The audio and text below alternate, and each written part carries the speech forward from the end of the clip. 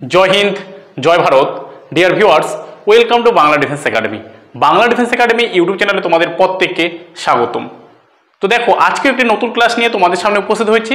তোমরা যারা SSC GD 2026কে target করে রেখেছো তাদের জন্য এই ক্লাসটি ভীষণ গুরুত্বপূর্ণ হতে চলেছে, কারণ আজকে আমরা এসএসসি জিডির 2023 সালের প্রিভিয়াস ইয়ার প্রশ্নপত্র নিয়ে তোমাদের সামনে উপস্থিত হয়েছি। তোমরা যারা জিকে এবং জিএস ক্লাস আমার দেখো, তো আমি শ্যামল রয়, আমি তোমাদের জিকে এবং জিএস স্যার। তো দেখো আজকে আমাদের প্রশ্নপত্র থাকবে 1-2-2023 সালে আসা জিকে এবং জিএস প্রিভিয়াস ইয়ার কিউ। তো এটি 4 নম্বর শিফটে এসেছিল এই প্রিভিয়াস ইয়ার কিউগুলো। তো আমরা শুরু থেকে শেষ পর্যন্ত দেখব, ঠিক আছে, কি রয়েছে সেখানে। তো প্রথম প্রশ্ন কি রয়েছে দেখো, পচনের দ্বিতীয় ধাপ নির্বাচন করুন। কি বললাম? পচনের দ্বিতীয় ধাপ নির্বাচন করুন। কোনটি হবে? লিচিং, খণ্ডন, ক্যাটাবলিজম আর হচ্ছে হিউমিফিকেশন। তো নিচের কোনটি আমাদের পচনের দ্বিতীয় ধাপ? পচনের যদি আমি প্রথম ধাপ দেখতাম সেটা হচ্ছে হিউমিফিকেশনস, মানে পচন ঘটায়। তো এখানে অপশন নম্বর যদি আমরা দেখি এ, আমাদের এখানে সঠিক অ্যান্সার। লিচিং হয়ে যাচ্ছে পচনের দ্বিতীয় ধাপ। কোনো কিছু জিনিস পচন প্রক্রিয়া যে রয়েছে সেটার নাম হচ্ছে লিচিং প্রক্রিয়া। বোঝা গেল? নেক্সট প্রশ্ন দেখবো আমরা কি রয়েছে। দেখো, রাধা শ্রীধর 2018 সালে ড্যাশ এ সঙ্গীত নাটক একাডেমি পুরস্কার জিতেছিলেন। রাধা শ্রীধর কিসের জন্য 2018 সালে সঙ্গীত নাটক একাডেমি পুরস্কার জিতেছিল? সেটা হচ্ছে কর্থক নৃত্যের জন্য, ওডিসি নৃত্যের জন্য, ভারতনাট্যমের জন্য না মণিপুরের জন্য? তো আমাদের এখানে সঠিক অ্যান্সার কি হবে? অপশন নম্বর সি, ভারতনাট্যমের জন্য তিনি সঙ্গীত নাটক একাডেমি পুরস্কার কিন্তু জিতেছিলেন 2018 সালে। তো দেখো ভারতনাট্যম যারা করেছিলেন, মানে কারা এই ভারতনাট্যম করেন, ঠিক আছে, বা কারা কারা বিখ্যাত এই ভারতনাট্যমের জন্য। পরীক্ষায় কিন্তু বারবার তোমাদের দেয়, কারণ স্ট্যাটিক জিকে থেকে পরীক্ষা কিন্তু আসে। স্ট্যাটিক জিকে যে রয়েছে আমাদের, দেখো এসএসসি জিডির জন্য স্ট্যাটিক জিকে কিন্তু ভীষণ গুরুত্বপূর্ণ। স্ট্যাটিক জিকে থেকে যদি আমরা দেখি 7টা থেকে 8টা প্রশ্ন কিন্তু স্ট্যাটিক জিকে থেকে দেয়। তো দেখো ভারতনাট্যমের সঙ্গে জড়িত ব্যক্তিদের আমরা একটু দেখব, কারণ পরীক্ষায় বারবার আসে। রুক্মিণী দেবী, টি বালা সরস্বতী, তারপর হচ্ছে শান্তা রাও, মৃণালিনী সারাভাই, আর হচ্ছে যামিনী কৃষ্ণমূর্তি, কমলা, তারপর কি রয়েছে বৈজয়ন্তী মালা। তো এখানকার মধ্যে আমি বলে দিচ্ছি যে কোনগুলো ভীষণ ইম্পর্টেন্ট, যেমন হচ্ছে মৃণালিনী সারাভাই, তারপর হচ্ছে কি রয়েছে যামিনী কৃষ্ণমূর্তি, ঠিক আছে, আর রুক্মিণী দেবী। এই যে 3টা নাম তোমরা দেখছো, এই 3টা নাম কিন্তু পরীক্ষায় আমরা যদি দেখি বারবার কিন্তু আসে। বোঝা গেল? নেক্সট প্রশ্ন দেখো কি রয়েছে। দেখো কি বলছে, 1948 সালে কত রয়েছে? 1948 সালের সেপ্টেম্বরে ভারতীয় সেনাবাহিনী হস্তক্ষেপ করে কোন রাজ্যের নিয়ন্ত্রণ নেয়? দেখো 1948 রয়েছে, আমরা বলতে আমাদের দেশ 1947 সালে কি হয়? স্বাধীন হয়। বোঝা গেল? আমাদের দেশ 1947 সালে স্বাধীন হয় 15ই আগস্ট, আর কিছুদিনের মধ্যে 15ই আগস্ট আসছে, ঠিক আছে। তো 1947 সালের 15ই আগস্ট আমাদের দেশ স্বাধীন হয়, কিন্তু 1948 সালেও ভারতের কিছু কিছু অংশ রয়েছে বা রাজ্য রয়েছে যেগুলো কিন্তু স্বাধীন ছিল না, ঠিক আছে। সেখানকার ধরো রাজারাই সেখানে রাজত্ব করেছিল, ঠিক আছে। সেই রকম আমরা যদি দেখি পর্তুগিজরা কি করেছিল, পর্তুগিজরা আমরা যদি দেখি গোয়া দখল করে রেখেছিল, গোয়া, দমন দিউ, ঠিক আছে। এবার পন্ডিচেরি দেখবো আমরা পরবর্তীকালে হবে। সেই রকমই আমরা যদি দেখি এই কয়েকটা অপশনের মধ্যে রয়েছে যেখানে রাজা কিন্তু রাজত্ব চালিয়েছিল আমাদের দেশ স্বাধীন হওয়ার পরেও। কিন্তু আমরা যদি দেখি তো 1948 সালের সেপ্টেম্বরে ভারতীয় সেনার হস্তক্ষেপে এই অংশটা বা রাজ্যটা আমরা বলতে পারি ভারতের সঙ্গে সামিল হয়েছিল। সেটা কি? হায়দ্রাবাদ, আসাম, ত্রিপুরা না উত্তরপ্রদেশ? তো অপশন নম্বর এ আমরা যদি দেখি সঠিক অ্যান্সার, হায়দ্রাবাদ কিন্তু আমাদের দখলে এসেছিল কত সালে? 1948 সালের সেপ্টেম্বরে। দেখো কি বলছে, 13ই সেপ্টেম্বর 1948-এ ভারতীয় সেনাবাহিনীর, দেখো এটা কিন্তু পরীক্ষা আসে, অপারেশন পোলো নামে একটি অভিযান শুরু করেন যেখানে হায়দ্রাবাদ রাজ্যটি নিয়ন্ত্রণে নেয় এবং ভারতের সঙ্গে যুক্ত হয়। তার মানে কি এখানে হচ্ছে অপারেশন পোলো। ভীষণ গুরুত্বপূর্ণ পরীক্ষার জন্য, তোমাদের যে কোনো এক্সামে কিন্তু আসতে পারে, মানে যে কোনো কম্পিটিটিভ এক্সামে চাকরি যারা দিবে তাদের জন্য এটা ভীষণ ভীষণ গুরুত্বপূর্ণ। নেক্সট প্রশ্ন দেখো, শাস্ত্রীয় পাঠ হস্ত্রলক্ষণ দীপিকা কোন ভারতীয় শাস্ত্রীয় নৃত্যের সঙ্গে যুক্ত? এই কিছুক্ষণ আগে দেখালাম যে ভারতনাট্যমের সঙ্গে কারা কারা যুক্ত, সেই রকমই দেখা রয়েছে এখানে শাস্ত্রীয় পাঠ হস্তলক্ষণ দীপিকা কোন ভারতীয় শাস্ত্রীয় নৃত্যের সঙ্গে সম্পর্কিত বা সম্পর্কযুক্ত? সাত্তারিয়া, কুচিপুড়ি, ভারতনাট্যম না কথাকলি? অপশন নাম্বার যদি দেখি ডির সঙ্গে আমাদের এখানে যুক্ত রয়েছে কথাকলি। টোটাল আমাদের 8টা কিন্তু শাস্ত্রীয় নৃত্য রয়েছে, আমি সেটা ক্লাসে কিন্তু করিয়েছি, বা আমাদের স্ট্যাটিক জিকে ক্লাস কে করান রাজা স্যার কিন্তু তোমাদের এই 8টা যে শাস্ত্রীয় নৃত্য রয়েছে এবং এই 8টা শাস্ত্রীয় নৃত্যের সঙ্গে কারা কারা যুক্ত রয়েছেন তাদের বিস্তারিত বিবরণ কিন্তু স্ট্যাটিক জিকে ক্লাসে তোমরা পেয়েছো। রাজা স্যারের ক্লাস তোমরা যারা এখনও দেখোনি এবং আমাদের চ্যানেলে তোমরা যারা এখনও নতুন তারা অবশ্যই আমাদের চ্যানেলটিকে সাবস্ক্রাইব করে পাশে থাকা বেল আইকনটি প্রেস করে দিবে। আর আমাদের দেখো দুটো ক্লাস চলছে এখন তোমাদের জন্য, বেসিক্যালি রাখা হয়েছে একটা ডাব্লিউবিপি আমরা যদি দেখি মিশন পুলিশ ব্যাচ যারা যারা তোমরা ডাব্লিউবিপির উপর ফোকাস করছো তাদের জন্য আমরা ক্লাস নিয়ে আসি এবং ক্লাস রুটিনও তোমাদের কিন্তু প্রোভাইড করেছি আমরা, ঠিক আছে? প্লে লিস্টে গিয়ে তোমরা রুটিন বলে একটা প্লে লিস্টে পাবে, সেখানে থেকে তোমরা রুটিনগুলো দেখে নেবে। একটা ডাব্লিউবিপির জন্য আমরা ক্লাস দিই মিশন পুলিশ ব্যাচ, আর একটা আমাদের এসএসসি জিডিকে টার্গেট রেখে কিন্তু আমরা দিই হচ্ছে সুভাষ বা নেতাজি সুভাষ ব্যাচ। কি রয়েছে আমাদের নেতাজি সুভাষ ব্যাচ, বোঝা গেল? তো এই দুটো ব্যাচে কিন্তু আমরা ক্লাস করাচ্ছি, একটা হচ্ছে ডাব্লিউবিপির জন্য ডাব্লিউবিকে টার্গেট রেখে, আর একটা এসএসসি জিডিকে টার্গেট রেখে কিন্তু আমাদের ক্লাস চলছে। তোমরা যারা রেগুলার ক্লাস দেখছো তো দেখছোই, আর যারা তোমরা নতুন অবশ্যই কিন্তু প্লে লিস্টে যাবে এবং রুটিন বলে অপশনটা পাবে, রুটিনগুলো দেখে নেবে, ঠিক আছে? কোন কোন সময় রুটিন মানে কোন কোন সময়ে বা রুটিন অনুযায়ী আমাদের ক্লাস চলছে সেই ক্লাসগুলো তোমরা দেখবে, বোঝা গেল? আর আমি মাসে 4টা মানে সপ্তাহে একটা করে আমি প্রিভিয়াস ইয়ার কিউ আনার চেষ্টা করছি, আর ডাব্লিউবিপির উপর টার্গেট রেখেও কিন্তু আমি সপ্তাহে একটা করে প্রিভিয়াস ইয়ার কিউ কিন্তু প্রশ্নপত্র নিয়ে আসার চেষ্টা করছি জিকে এবং জিএসের, যেহেতু আমি তোমাদের জিকে এবং জিএস করাই, ঠিক আছে? তো তোমরা অবশ্যই দেখবে।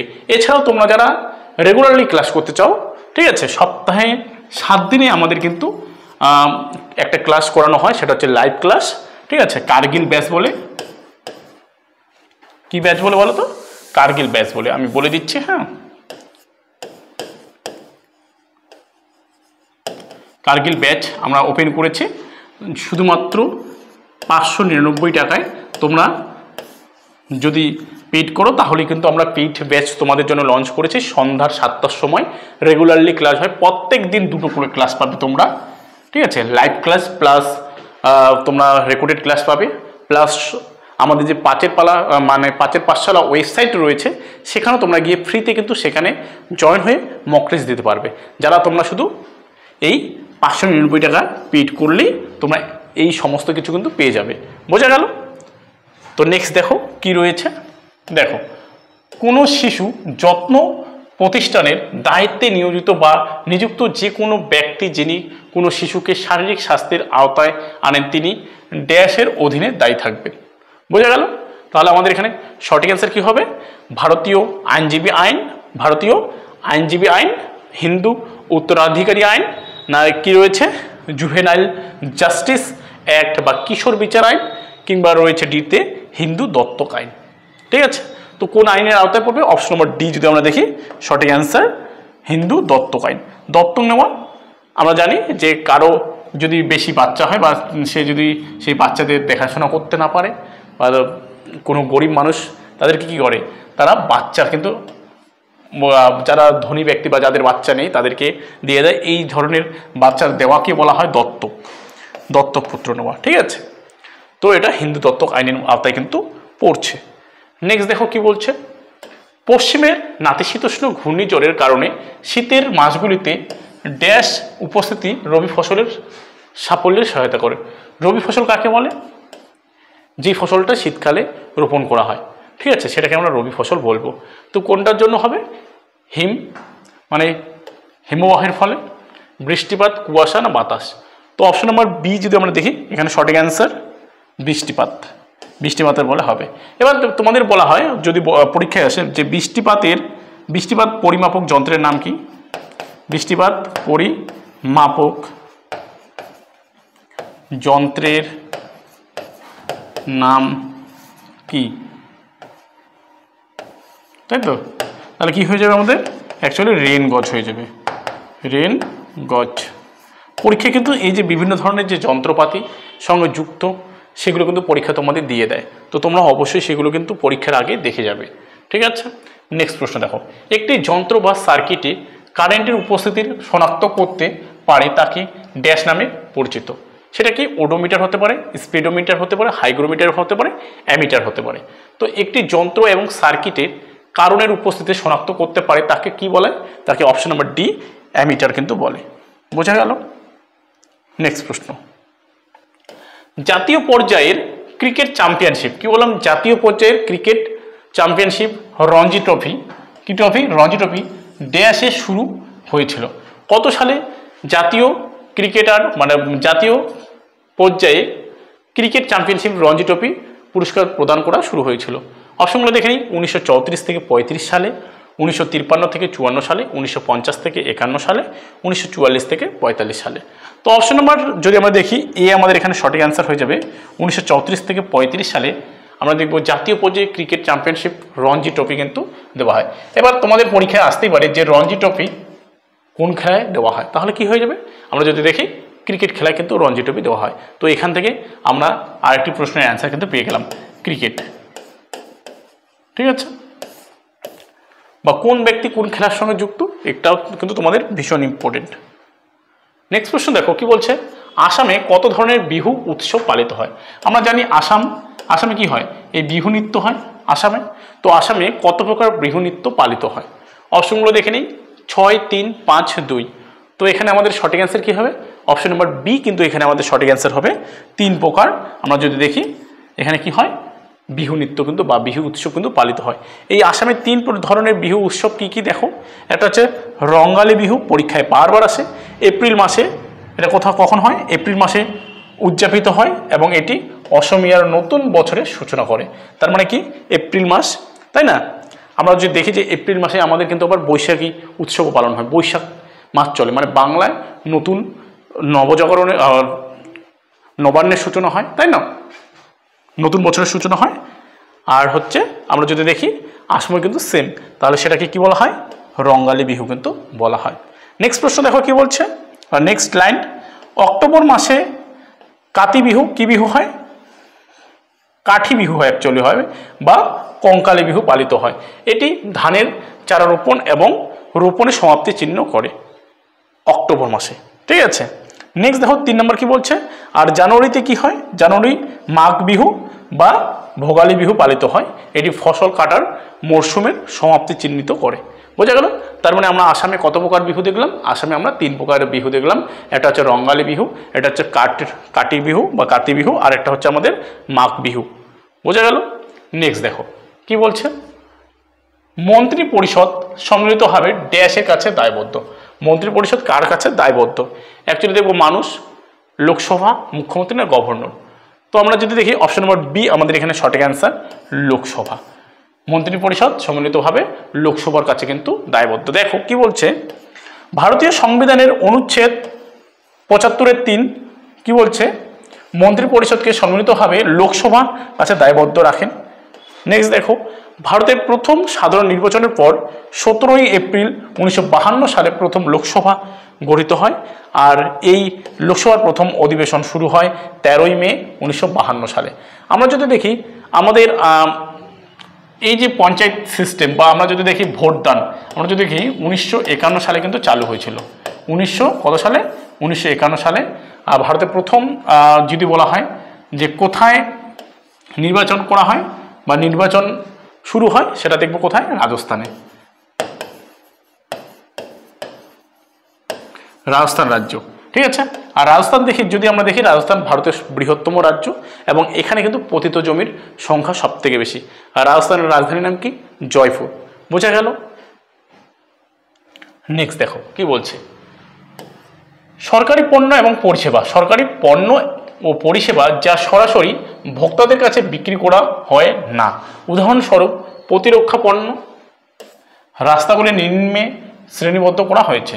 রাস্তাগুলি নিম্নে শ্রেণীবদ্ধ হচ্ছে, ব্যক্তিগত পণ্য, আন্তর্জাতিক পণ্য, পাবলিক পণ্য না দামি পণ্য। অপশন নম্বর সি আমরা যদি দেখি, সি নাম্বার সঠিক অ্যান্সার, পাবলিক পণ্য। দেখো রাস্তাঘাট যখন নির্মাণ করা হবে তখন সেখানকার যদি আমরা বলতে পারি বালি, পাথর, ঠিক আছে, ইট, এছাড়া আমরা যদি সরকারি আরও কিছু দেখি যেমন রেল লাইনের রেলের যে কোনো বগি টগি পড়ে থাকতে দেখা যায়, এগুলো কিন্তু সরকারি সব কিছু জিনিসপত্র, এগুলো কেউ কিন্তু বিক্রি করতে পারবে না, ঠিক আছে, ওই ডিপার্টমেন্ট ছাড়া। কিন্তু বোঝা গেল? নেক্সট দেখো কি বলছে, নিচের কোন মৌর্য রাজার দ্বারা ধর্মের ধারণা জনপ্রিয় হয়ে উঠেছিল বা পড়েছিল? অশোক, বিন্দুসার, দশরথ, চন্দ্রগুপ্ত। তো নিম্নের কোন মৌর্য রাজার দ্বারা ধর্মের ধারণা জনপ্রিয় হয়েছিল? অপশন নম্বর এ আমরা যদি দেখি সঠিক অ্যান্সার। অশোক কিন্তু প্রথম ধর্মপ্রচার করেছিল সমগ্র পৃথিবীতে, ঠিক আছে, সমগ্র পৃথিবীতে বৌদ্ধ ধর্ম কিন্তু ছড়িয়ে দিয়েছিল, অশোক প্রথম কিন্তু করেছিল। কারণ অশোক 261 খ্রিস্টাব্দে 261 খ্রিস্টাব্দে যদি আমরা দেখি কলিঙ্গ যুদ্ধের পরে, কোন যুদ্ধ? কলিঙ্গ যুদ্ধের পরে, কলিঙ্গের যুদ্ধে প্রায় 1 লক্ষ মানুষ মারা যায় এবং 2 লক্ষ মানুষ আহত হয়, ঠিক আছে, 1 লক্ষ মানুষ নিহত প্লাস 2 লক্ষ মানুষ আহত হয়। এবং এই অবস্থা দেখার পর, ঠিক আছে, তিনি উপলব্ধি করেন এবং দেখব যে 260 খ্রিস্টাব্দে তিনি কিন্তু বৌদ্ধ ধর্মে দীক্ষিত হবেন। উপগুপ্ত তাকে দীক্ষিত করবেন এবং দীক্ষিত করার পর তিনি এই যে বৌদ্ধ ধর্ম, ঠিক আছে, সমগ্র পৃথিবীতে কিন্তু ছড়িয়ে দেওয়ার চেষ্টা করবেন, ঠিক আছে। নেক্সট দেখো কি বলছে, ন্যাশনাল ফুড অ্যান্ড সিকিউরিটি, কি বলছে? National food and security act of 2013, ঠিক আছে, ভারতের গ্রামীণ জনসংখ্যার ড্যাশকে ভর্তুকিযুক্ত খাদ্যশস্য সরবরাহ করে। 95%, 75%, 65% না 85%। তো অপশন নাম্বার যদি আমরা দেখি এখানে সঠিক অ্যান্সার 65% মানুষকে হচ্ছে ভর্তুকিযুক্ত খাদ্যশস্য সরবরাহ করে। বোঝা গেল? নেক্সট দেখো, কোন ভারতীয় সংস্থা দেশের দরিদ্রের তথ্য সংগ্রহের জন্য দায়ী? কোন ভারতীয় সংস্থা দেশের দরিদ্রর তথ্য সংগ্রহের জন্য দায়ী? অপশনগুলো দেখে নিই। নীতি আয়োগ, ঠিক আছে, যেটা 2015 সালে স্থাপিত হয়, 2015 সালে, তাই না, 2015 সালের 1 জানুয়ারি। সামাজিক ক্ষমতায়নের জন্য ভারতীয় সংস্থা, জাতীয় নমুনা সমীক্ষা সংস্থা, ভারতের রেজিস্ট্রার জেনারেল অ্যান্ড সেন্সাস কমিশনের অফিস। তো কোন ভারতীয় সংস্থা দেশের দরিদ্র তথ্য সংগ্রহের জন্য দায়ী? অপশন নম্বর সি যদি আমরা দেখি এখানে সঠিক অ্যান্সার, জাতীয় নমুনা সমীক্ষা সংস্থা কিন্তু দায়ী। এবার দেখো ভারতীয় নমুনা সমীক্ষা অফিস বা NSSO, national sample survey office, কি পূর্বে কি নামে ডাকা হতো? ন্যাশনাল স্যাম্পল সার্ভে অর্গানাইজেশন কিন্তু বলা হতো, মানে নামটা পরিবর্তন হয়েছে। নেক্সট প্রশ্ন দেখো, পাহাড়ের পাদদেশে অবস্থিত শুষ্ক ভূমির একটি এলাকাকে কি বলে? পাহাড়ের পাদদেশে অবস্থিত শুষ্ক ভূমির একটি এলাকাকে কি বলে? অপশনগুলো দেখে নেই। রেইন শ্যাডো এলাকা, windward side, new ward side, পাহাড়ি এলাকা। তো অপশন নাম্বার এ যদি আমরা দেখি সঠিক অ্যান্সার, রেন শ্যাডো এলাকা। রেন শ্যাডো এলাকা কিন্তু বলা হয় পাহাড়ের পাদদেশে অবস্থিত শুষ্ক ভূমির একটি এলাকাকে কি বলা হয় অ্যাকচুয়ালি রেইন শ্যাডো এলাকা। বোঝা গেল?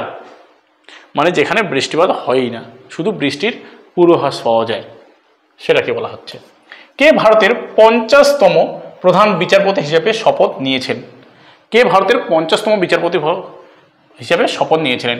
উদয় উমেশ ললিত, ধনঞ্জয় যশবন্ত চন্দ্রচূড়, শরৎ অরবিন্দ বোবদে, নাথুলাপতি ভেঙ্কট রমনা। তো আমাদের এখানে সঠিক অ্যান্সার অপশন নম্বর বি যদি আমরা দেখি, ধনঞ্জয় যশবন্ত চন্দ্রচূড় হচ্ছে আমাদের এখানে সঠিক অ্যান্সার। দেখো সংবিধানের ভাগ বা ধারা 5-এর ধারা 124 থেকে 147 সুপ্রিম কোর্টের সংগঠন, স্বাধীনতা, এখতিয়ার, ক্ষমতা, উপবৃত্তি ইত্যাদির সাথে আমাদের যুক্ত কিন্তু রয়েছে। ভাগ হচ্ছে 5 আর ধারা হচ্ছে 124 থেকে 147 কিন্তু। বোঝা গেল। নেক্সট প্রশ্ন দেখো কি বলছে, পরিকল্পনা কমিশন 15 মার্চ 1950-এ ড্যাশের অধীনে প্রতিষ্ঠিত হয়েছিল। কার অধীনে প্রতিষ্ঠিত হয়েছিল সেটা দেখে নেই। এপিজে আব্দুল কালামের অধীনে, ইন্দিরা গান্ধীর আমলে, সুভাষচন্দ্র বসুর আমলে, জওহরলাল নেহরুর আমলে। তো 1950, অপশন নম্বর ডি আমাদের এখানে সঠিক অ্যান্সার। কারণ আমরা দেখছি যে স্বাধীন ভারতের প্রথম প্রধানমন্ত্রী হচ্ছে জওহরলাল নেহরু, কিন্তু আমরা সুভাষচন্দ্রকে যদি দেখি মানতে পারি স্বাধীন ভারতের প্রথম, আমরা যদি দেখি প্রধানমন্ত্রী, ঠিক আছে। তো এখানে আমাদের সঠিক অ্যান্সার হয়ে যাচ্ছে জওহরলাল নেহরু। দেখো, পরিকল্পনা কমিশন 1915 সালের নবগঠিত নীতি আয়োগ দ্বারা কিন্তু প্রতিস্থাপিত হয়েছিল, নীতি আয়োগ দ্বারা। নেক্সট প্রশ্ন দেখো কি বলছে, পৌরসভার ক্ষমতা, কর্তৃত্ব এবং দায়িত্ব কোন তফসিলের অধীনে মোকাবেলা করা হয়? কি বললাম, পৌরসভার ক্ষমতা, কর্তৃত্ব এবং বা কর্তব্য আমরা বলতে পারি এবং দায়িত্ব কোন তফসিলের অধীনে কি বলা হয় মোকাবেলা করা হয়? 11তম, 13তম, 10তম না 12তম? তো অপশন নম্বর যদি দেখি, অপশন নম্বর ডি আমাদের এখানে সঠিক অ্যান্সার, 12তম তফসিলের মাধ্যমে। ঠিক আছে, দেখো কি বলছে, 12তম তফসিল 1992 সালে 74তম সংশোধন আইন দ্বারা যুক্ত করা কিন্তু হয়েছিল পৌরসভা। দেখো, আমি যদি এখানে বলি পৌরসভা,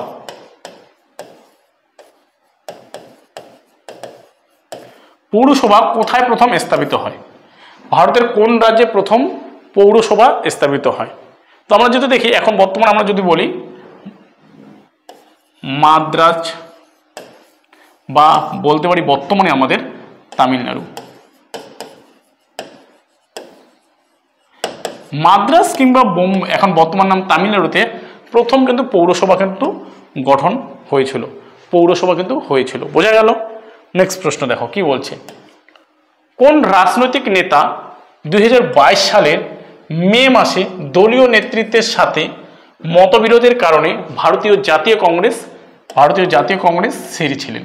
এবার দেখো, জাতীয় কংগ্রেস কত সালে প্রতিষ্ঠিত হয়? 1885 সালে। জাতীয় কংগ্রেস কত সালে প্রতিষ্ঠিত হয়? 1885 সালে। প্রতিষ্ঠাতাকে A.O. হিউম মানে অ্যালান অক্টাভিয়ান হিউম। জাতীয় কংগ্রেস 1885 সালে প্রতিষ্ঠিত হয়েছিল। জাতীয় কংগ্রেস যখন প্রতিষ্ঠিত হয়েছিল তখন ভারতের ভাইসরয় কে ছিলেন? Lord Dufferin. কি ছিল?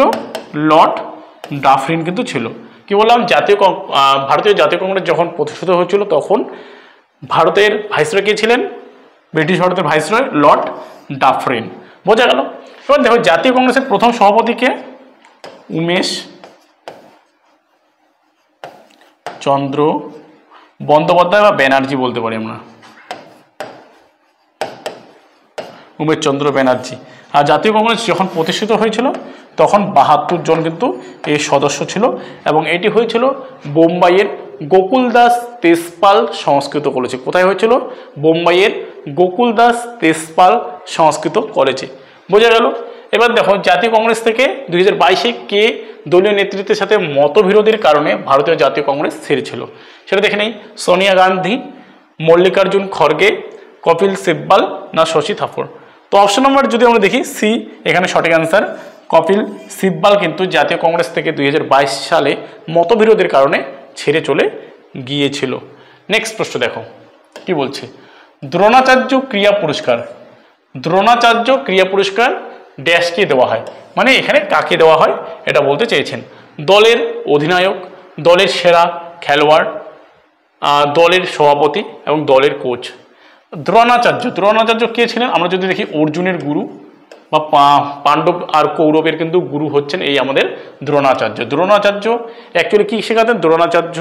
বিভিন্ন কূটনৈতিক বুদ্ধি প্লাস তার যে শিষ্যরা রয়েছেন তাদেরকে বিভিন্ন অস্ত্রের কিন্তু পাঠ শেখাতেন। বোঝা গেল, তাদেরকে শেখাতেন। তো এখানে কি বলছে, দলের অধিনায়ক, দলের সেরা খেলোয়াড়, দলের সভাপতি এবং দলের কোচ। তো অপশন নাম্বার ডি আমরা যদি দেখি এখানে সঠিক অ্যান্সার দলের কোচ। যে দলকে পরিচালনা করেন, যে দলকে শেখান তাদেরকে দলের কোচ বলা হয়। তো দলের কোচকে আমরা যদি দেখি দ্রোণাচার্য ক্রিয়া পুরস্কার কিন্তু প্রদান করা হয়। তো দেখো, এই ছিল আজকে আমাদের 20টি জিকে এবং জিএস প্রশ্নপত্র, 2023 সালের 4th শিফটে আসা প্রশ্নপত্র। ভিডিওটি তোমাদের কেমন লাগলো অবশ্যই তোমরা আমাকে কমেন্ট বক্সে কমেন্ট করে জানাবে, এবং ভিডিওটি সম্পূর্ণ দেখার জন্য সকলকে তোমাদের অসংখ্য ধন্যবাদ, এবং দেখা হচ্ছে আমাদের নেক্সট অন্য কোনো ভিডিওতে।